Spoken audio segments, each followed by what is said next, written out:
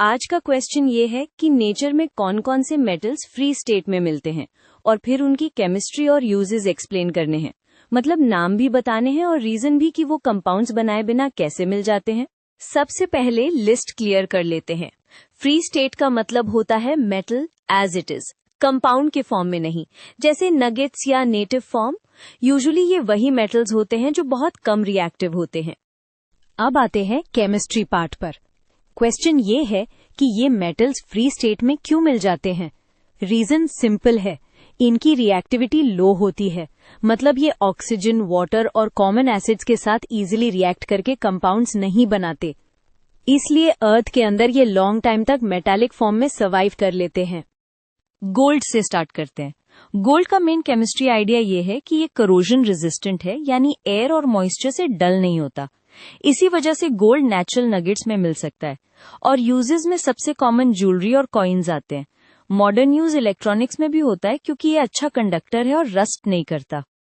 Platinum भी similar category में आता है और इसकी केमिस्ट्री में एक एक्स्ट्रा पॉइंट इंपॉर्टेंट है, ये कैटलिस्ट्स के लिए फेमस है। मतलब रिएक्शंस को फास्ट करता है, खुद चेंज नहीं होता। इसीलिए कैटालिटिक कन्वर्टर्स और केमिकल इंडस्ट्रीज में प्लैटिनम का यूज होता है। साथ ही हाई एंड ज्वेलरी में भी। सिल्वर की केमिस्ट्री में भी लो रिएक्टिविटी आती है, इसलिए कभी कभी नेटिव सिल्वर मिलता है। लेकिन एक प्रैक्टिकल पॉइंट, सिल्वर एयर में सल्फर कंपाउंड्स की वजह से टर्निश हो सकता है, यानी ब्लैकिश लेयर बन सकती है। यूजेस में ज्वेलरी, सिल्वरवेयर, इलेक्ट्रिकल कॉन्टैक्ट्स और ट्रेडिशनल फोटोग्राफी मटेरियल्स इंपॉर्टेंट होते थे।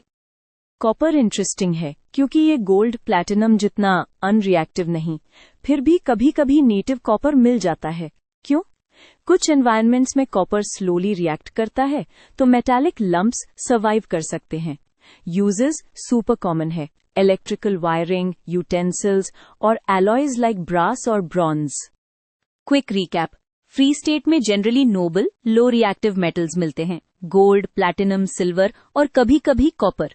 केमिस्ट्री का कोर रीजन लो रिएक्टिविटी है और यूजेस मोस्टली उनकी स्टेबिलिटी, कंडक्टिविटी और कैटालिटिक नेचर से डायरेक्टली लिंक्ड होते हैं। बस यही लॉजिक याद रखो, आंसर्स क्लीन बन जाएंगे।